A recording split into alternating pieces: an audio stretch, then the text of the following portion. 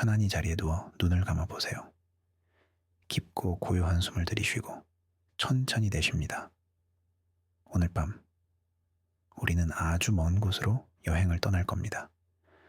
매일 밤 우리 머리 위를 지나는 저 붉고 신비로운 행성 화성으로 말이죠. 만약 화성이 그저 차가운 돌덩이가 아니라 아득한 옛날 우리가 잃어버린 고향, 파괴된 인류의 요람이었다면 어떨까요? 오늘 밤 주류 과학이 외면하는 그 금지된 이론의 페이지를 한 장씩 아주 천천히 넘겨보려 합니다. 진실일 수도 아닐 수도 있는 이 이야기가 당신의 의식을 부드럽게 감싸 안아 깊고 평화로운 잠의 세계로 안내할 것입니다. 인류는 아주 오래전부터 화성에 매료되어 왔습니다. 고대인들은 그 붉은 빛을 보며 전쟁의 신을 떠올렸고, 근대의 천문학자들은 망원경 너머로 거대한 운하가 있다고 믿었죠. 오늘날 우리는 퍼서비어런스와 큐리오시티 같은 탐사 로봇을 보내 그 메마른 표면을 샅샅이 뒤지고 있습니다. 생명의 흔적을 찾기 위해서죠. 과학계는 판스페르미아, 즉 생명의 씨앗이 운석을 타고 행성 간에 퍼졌을 가능성을 조심스럽게 이야기합니다. 하지만 오늘 우리가 탐험할 이야기는 그보다 훨씬 더 대담하고 어쩌면 아픈 이야기입니다. 우리가 화성에서 온 생명의 씨앗이 아니라 그곳에서 모든 것을 잃고 쫓겨난 생존자일지도 모른다는 가설이죠. 이야기의 첫 장은 수십억 년 전에 화성에서 시작됩니다. 지금의 붉고 황량한 모습이 아닌 푸른 행성이었던 시절의 이야기입니다. 상상해 보세요. 거대한 바다가 햇빛을 받아 반짝이고 두꺼운 대기 아래로 하얀 구름이 유유히 흘러갑니다.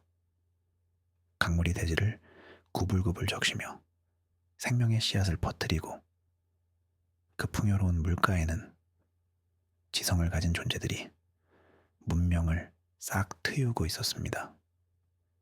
그들은 우리처럼 하늘을 보며 별을 연구하고 미래를 꿈꿨을 겁니다. 그것이 바로 우리의 아주 오래된 조상, 화성인들의 모습이었다고.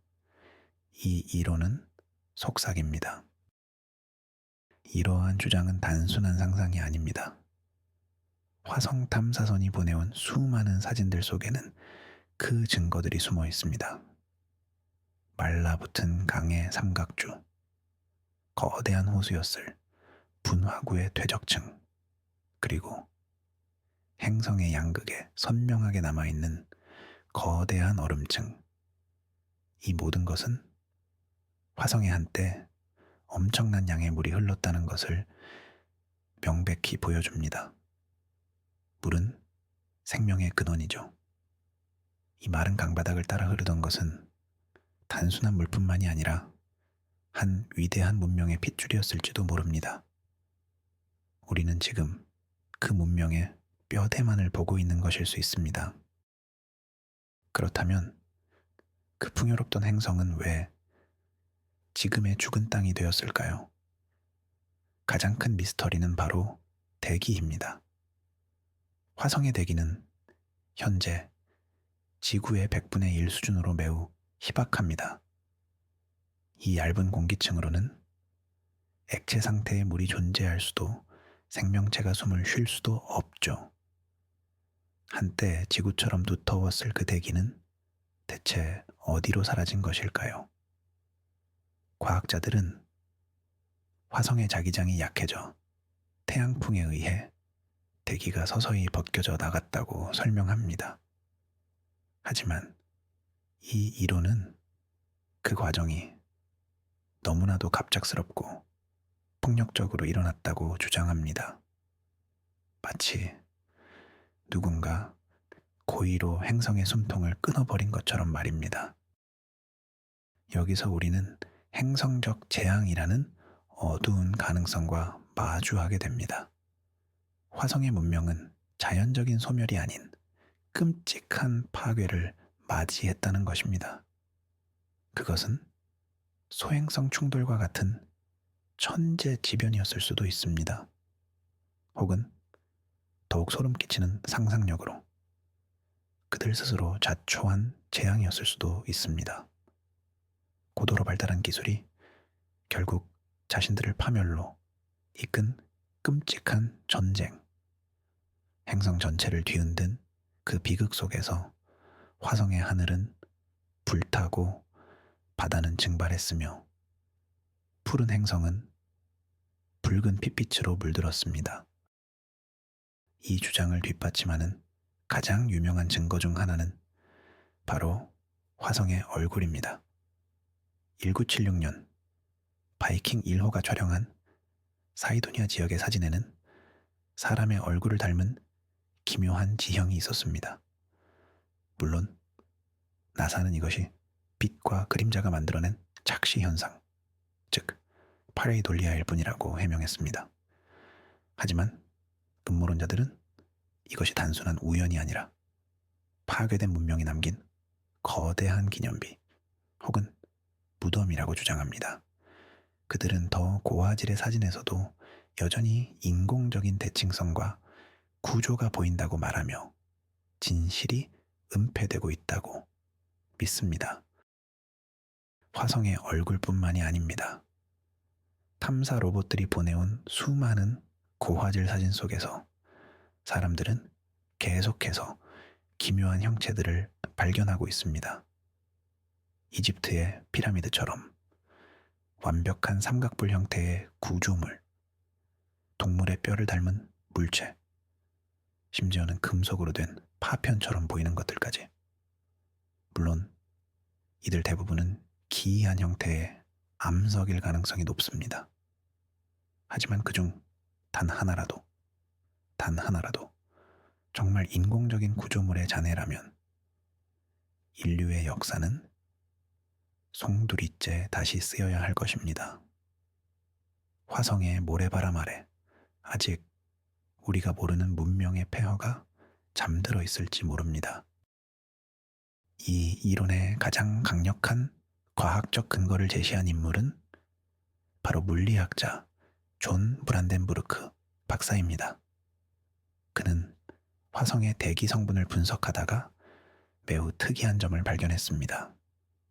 바로 제논 129라는 동위원소의 비정상적으로 높은 농도였습니다. 지구에서 이 동위원소는 자연적으로 거의 존재하지 않으며 주로 핵폭발이 일어난 후에 대량으로 생성됩니다. 브란덴부르크 박사는 화성 대기에 가득한 제논 129가 아주 먼 옛날 화성에서 일어난 거대한 규모의 핵전쟁 혹은 핵폭발의 흔적이라고 주장했습니다. 그의 주장은 학계에서 큰 논란을 일으켰지만 이 미스터리한 동위원소의 존재는 여전히 명확하게 설명되지 않고 있습니다.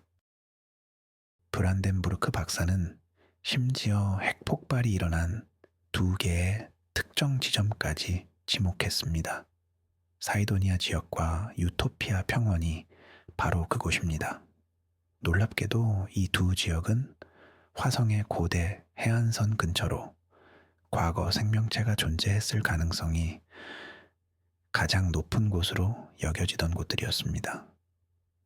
마치 누군가 의도적으로 화성 문명의 심장부를 겨냥해 공격한 것처럼 말입니다. 이 가설이 사실이라면 화성의 붉은 표면은 산화된 철 때문이 아니라 핵폭발로 인해 유리처럼 변해버린 흙먼지가 바람에 흩날려 만들어진 것일 수 있습니다. 그 끔찍한 재앙 속에서 모든 것이 끝났을까요? 이 이론은 아니라고 말합니다. 고도로 발달했던 화성 문명에 극소수 생존자들이 있었다는 것입니다. 그들은 파괴되어가는 고향을 등지고 우주로 탈출할 마지막 기회를 잡았습니다. 그들은 자신들의 모든 기술과 지식, 그리고 유전자를 보존하여 새로운 보금자리를 찾아 떠나는 필사적인 여정을 시작했습니다. 그들이 향한 곳은 바로 당시에는 아직 원시 생명체만이 꿈틀대고 있던 젊고 푸른 행성, 바로 지구였습니다. 그들은 어떻게 수천만 킬로미터의 거리를 건너왔을까요? 거대한 우주선을 타고 왔을 수도 있습니다. 혹은 더욱 흥미로운 상상력으로 그들은 소행성이나 해성을 일종의 구명보드처럼 이용했을 수도 있습니다. 소행성 내부를 파고들어 방사능과 추위를 피할 수 있는 피난처를 만들고 기나긴 동면에 빠져 우주를 표류하는 것입니다. 이것은 판스페르미아 가설과도 맞닿아 있는 부분입니다. 그 생명의 씨앗이 단순한 미생물이 아니라 고도로 발달한 지성체의 유전자 정보 그 자체였을 가능성을 시사하는 것이죠. 마침내 그들은 지구에 도착했습니다. 하지만 그들을 기다리고 있던 것은 낯설고 위험한 환경이었습니다. 지구의 강한 중력, 다른 대기 성분, 그리고 호시탐탐 그들을 노리는 원시의 포식자들. 화성에서 가져온 발전된 기술 대부분은 낯선 환경에 적응하는 과정에서 소실되거나 고장 났을 겁니다. 그들은 살아남기 위해 모든 것을 처음부터 다시 시작해야 했습니다.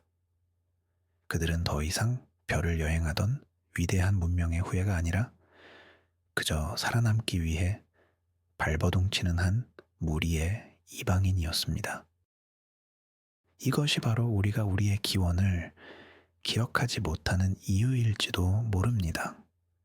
기나긴 세월이 흐르면서 고향에 대한 기억과 찬란했던 기술에 대한 지식은 점차 희미해졌습니다. 생존을 위한 투쟁 속에서 과거의 역사는 구전신화나 전설의 형태로만 간신히 남게 되었습니다. 마치 큰 사고를 겪은 사람이 충격으로 과거를 기억하지 못하는 것처럼 인류라는 종족 전체가 집단적인 기억 상실에 걸린 것일 수 있습니다. 우리는 우리의 진짜 역사를 잃어버린 채 이 지구라는 섬에 고립된 존재가 된 것입니다. 하지만 그 기억이 완전히 사라진 것은 아닐지도 모릅니다. 어쩌면 그 기억들은 우리의 유전자 깊숙한 곳에 집단 무의식의 형태로 각인되어 있을 수 있습니다. 전 세계의 신화와 전설에 공통적으로 등장하는 대홍수 이야기, 하늘에서 내려온 신들의 이야기, 그리고 잃어버린 낙원, 아틀란티스나 에덴 동산에 대한 이야기. 이 모든 것이 사실은 파괴된 고향 화성에 대한 희미한 메아리는 아닐까요? 푸른 바다와 강이 넘쳐 흐르던, 그러나 결국 재앙으로 물에 잠기거나 불타버린 그곳에 대한 그리움 말입니다. 특히 고대 수메르 문명의 기록은 매우 흥미롭습니다. 그들은 아눈나키라 불리는 하늘에서 내려온 신들로부터 지식과 문명을 전수받았다고 기록했습니다. 이 신들은 별 사이를 여행했으며 인간을 창조했다고 전해집니다. 고대 우주 비행사설은 이러한 기록들이 외계 존재와의 실제 접촉을 묘사한 것이라고 주장합니다. 만약 화성 생존자 가설이 사실이라면 이 신들은 외계인이 아니라 바로 지구에 먼저 도착하여 원시 인류를 계몽하려 했던 우리의 선조들이었을 수 있습니다. 현대에 들어서 우리가 유독 화성에 집착하는 이유는 무엇일까요?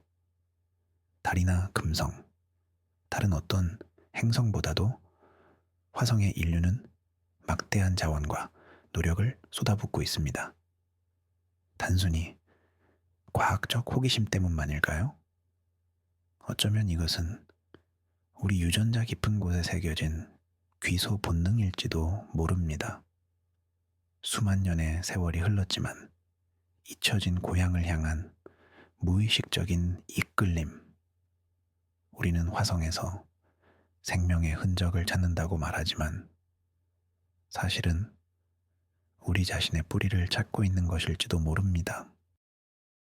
일론 머스크와 같은 인물들이 화성 식민지 개척을 부르짖는 현상도 이 관점에서 보면 새롭게 해석될 수 있습니다. 그의 계획은 단순히 인류의 활동 영역을 넓히는 것을 넘어 마치 잃어버린 영토를 되찾으려는 것처럼 보일 때가 있습니다. 화성을 지구처럼 만드는 테라포밍 계획은 어쩌면 화성을 복원하려는 시도일 수 있습니다. 파괴된 고향을 예전의 푸른 모습으로 되돌려 놓으려는 아주 길고 장대한 속죄의 과정 말입니다. 과학적으로도 초기 지구와 초기 화성은 매우 닮아 있었습니다. 두 행성 모두 비슷한 시기에 형성되었고 초기에는 물과 두꺼운 대기를 가지고 있었을 것으로 추정됩니다. 어쩌면 생명은 두 행성에서 거의 동시에 시작되었을지도 모릅니다. 하지만 화성은 어떤 이유로든 그 생명을 지켜내지 못했고 지구는 운 좋게 살아남았습니다.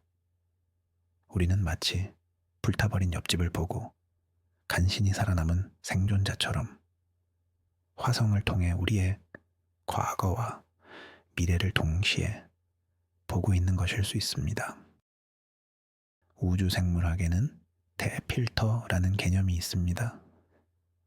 생명체가 지성을 가진 문명으로 발전하고 또 항성 간 여행을 할 수 있을 정도로 성장하는 과정에는 넘기 매우 어려운 단계, 즉 필터가 존재한다는 이론입니다. 수많은 외계 문명들이 이 필터를 넘지 못하고 스스로 파멸하여 우주가 이토록 조용한 것이라는 설명이죠. 만약 화성 문명이 존재했다면 그들의 파멸이 바로 그 대필터였을 겁니다. 그리고 우리는 그 필터를 간신히 통과한 생존자들인 셈입니다. 그렇다면 우리 앞에 또 다른 필터가 기다리고 있지는 않을까요? 생물학적인 증거는 없을까요? 지구의 가장 극한 환경, 예를 들어 심해의 열수구나 화산 속에서도 살아가는 극한 미생물들이 있습니다. 이들의 강인한 생명력은 과학자들을 놀라게 하죠. 만약 이 미생물들의 기원이 지구가 아니라 화성이라면 어떨까요? 혹독한 우주 환경과 대기권 돌파의 충격을 견디고 지구에 도착한 화성 생명체의 후손. 그렇다면 지구의 생명체는 순수한 지구산이 아니라 화성에서 온 이주민과 토착 생명체가 결합된 형태일 수 있습니다. 1996년 과학계는 큰 흥분에 휩싸였습니다. 남극에서 발견된 화성 운석 앨런 힐스 8만 4001에서 미생물 화석처럼 보이는 구조가 발견되었기 때문입니다. 이 발견은 화성에 생명체가 존재했다는 가장 강력한 증거로 여겨졌습니다. 물론 이후 이 구조가 생명 활동 없이도 형성될 수 있다는 반론이 제기되며 논쟁은 수그러들었습니다. 하지만 이 운석은 우리에게 중요한 질문을 던졌습니다. 만약 화성에서 온 돌멩이 안에 생명의 흔적이 담겨 있다면 더 큰 무언가가 담겨 오지 말란 법은 없지 않을까요? 나사와 같은 거대 우주기관들은 이 모든 진실을 알고 있으면서 숨기는 것은 아닐까요? 사람들은 종종 그렇게 의심합니다. 만약 화성이 인류의 고향이며 그곳이 핵전쟁으로 파괴되었다는 사실이 밝혀진다면 우리 사회가 감당해야 할 충격은 상상을 초월할 것입니다. 모든 종교, 역사, 과학이 뿌리부터 흔들릴 것입니다. 어쩌면 정부는 대중의 혼란을 막기 위해 아직 우리가 진실을 받아들일 준비가 되지 않았다고 판단하여 점진적으로 정보를 공개하고 있는 것일지도 모릅니다. 이 모든 이야기가 사실이라고 잠시 상상해 봅시다. 그 사실이 우리에게 어떤 의미를 가질까요? 우리는 더 이상 지구의 주인이 아니라 잠시 머물고 있는 손님 혹은 피난민이 됩니다.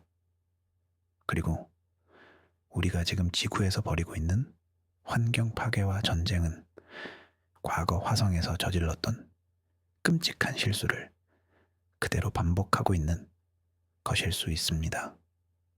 화성은 우리에게 단순한 탐사의 대상이 아니라 우리의 어리석음을 비추는 붉은 거울이자 비극적인 미래를 경고하는 유령이 되는 것입니다. 고대 로마 신화에서 화성, 즉 마르스는 전쟁의 신이었습니다. 왜 하필 전쟁의 신이었을까요? 고대인들은 그 붉은 빛에서 불길함과 파괴의 기운을 느꼈던 것일까요? 어쩌면 이것은 단순한 우연이 아니라 우리 집단 무의식 속에 남아있는 아주 오래된 트라우마의 발현일지도 모릅니다. 전쟁으로 모든 것을 잃고 고향을 떠나야 했던 그 끔찍한 기억이 화성을 전쟁의 상징으로 만들게 한 것은 아닐까요? 화성의 표면이 붉은 이유가 산화철, 즉 녹슨 철 때문이라는 것은 잘 알려진 사실입니다.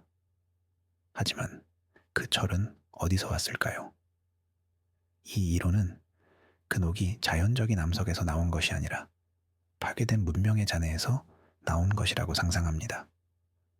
수십억 년의 세월 동안 그들이 세웠던 거대한 도시와 구조물들이 풍화되어 붉은 먼지가 되고 그것이 행성 전체를 뒤덮어 지금의 모습을 만들었다는 것입니다. 우리는 지금 거대한 문명의 무덤 위를 걷고 있는 셈입니다. 가끔 우주에서는 정체를 알 수 없는 전파 신호가 잡히곤 합니다. 그중 가장 유명한 것이 와우 신호입니다. 비록 단 한 번 포착되고 사라졌지만 많은 이들은 그것이 외계 지성체가 보낸 메시지라고 믿습니다. 만약 이러한 신호들 중 일부가 수백만 년 전 화성에서 발신된 조난 신호의 희미한 메아리라면 어떨까요? 파괴의 순간, 마지막 희망을 담아 우주로 보냈던 그들의 비명이 아주 긴 시간을 건너 지금 우리에게 닿고 있는 것일지도 모릅니다. 화성에는 포보스와 데이모스라는 두 개의 작은 위성이 있습니다. 이 위성들은 다른 행성들의 위성과는 달리 모양이 매우 불규칙하고 그 궤도 또한 특이해서 원래 화성의 위성이 아니라 소행성이 중력에 붙잡힌 것이라는 설이 유력합니다.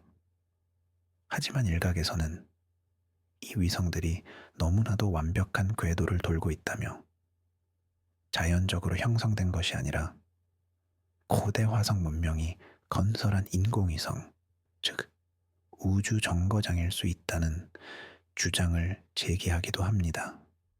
어쩌면 그 안에는 아직도 고대 문명의 비밀이 잠들어 있을지 모릅니다. 만약 우리 인류가 화성에서 온 피난민이라면 왜 다른 외계 문명은 우리에게 접촉해오지 않는 것일까요?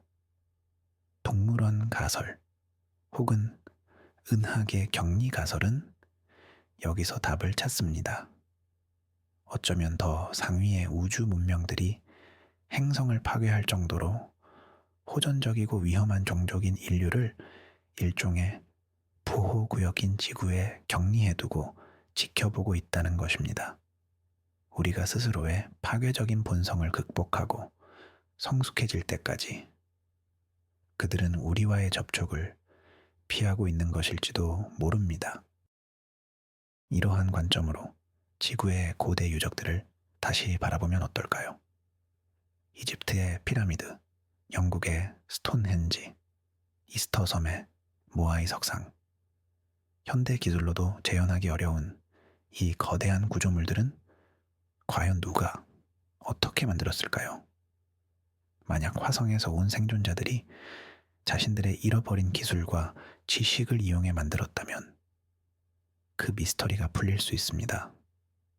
그들은 아마도 고향의 별을 향한 그리움 혹은 자신들의 존재를 후세에 알리기 위한 표식으로 그 기념비들을 세웠을 것입니다.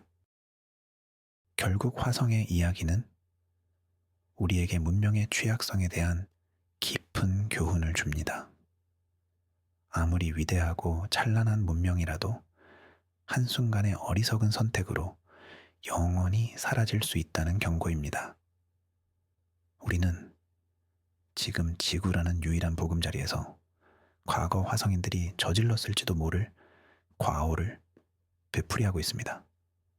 환경을 파괴하고 서로를 향해 무기를 겨누면서 말이죠.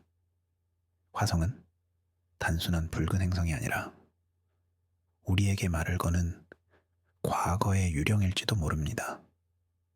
같은 실수를 반복하지 말라고 간절하게 외치고 있는 것입니다. 이제 우리의 여정은 미래를 향합니다.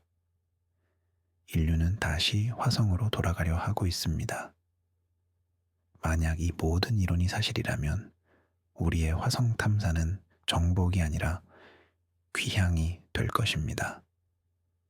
수만 년의 세월을 건너 마침내 잃어버린 고향으로 돌아가는 후손들의 여정. 우리는 그 붉은 땅에서 생명의 흔적뿐만 아니라 우리 자신의 잊혀진 역사를 발견하게 될지도 모릅니다.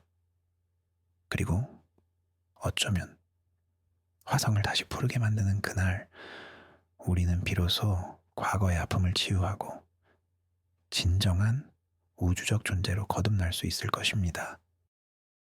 이제 천천히 의식을 현재로 되돌려 봅니다. 화성이라는 붉은 행성은 오늘 밤 우리에게 많은 질문을 던졌습니다. 그곳은 정말 우리의 잃어버린 에덴이었을까요? 제논 동위원소의 미스터리와 고대 신화 속에 숨겨진 단서들은 단순한 우연의 일치일까요? 진실이 무엇이든 이 이야기는 우리에게 한 가지 분명한 사실을 알려줍니다. 우리는 이 광활한 우주 속에서 결코 혼자가 아니라는 것. 그리고 우리의 과거가 우리가 상상하는 것보다 훨씬 더 깊고 신비로울 수 있다는 것입니다. 화성은 우리에게 경고이자 희망입니다. 파괴된 과거를 통해 현재를 성찰하게 하고 붉은 땅을 다시 푸르게 만들 미래를 꿈꾸게 합니다. 오늘 밤 이 신비로운 이야기가 당신의 마음에 작은 파문을 일으켜 모든 걱정과 불안을 잠재우고 깊고 평온한 잠으로 이끌었기를 바랍니다. 오늘 함께 우주를 여행해 주셔서 감사합니다. 여러분의 생각은 어떠신가요?